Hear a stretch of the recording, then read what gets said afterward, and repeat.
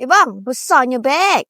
Oi, ini beg daripada Be My bang. Besar. Nak cari pot ni untuk unbox. Jom.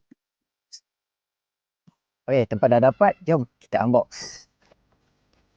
Okay, first thing first. Card daripada Be My Team Racing. Congratulations. Dan saya ucapkan terima kasih juga untuk Be My memilih saya sebagai team score nanti.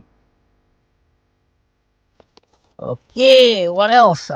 Kita ada baju tank racing daripada Be My. Yang ini memang best untuk pakai. Dia ringan, breathable dan nanti kita buka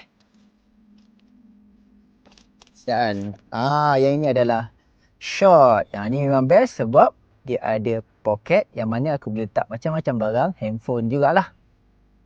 Dan dia punya main ni barang. Yang ni kita buat magic, kita nak scan dulu apa ada kat dalam. Surprise.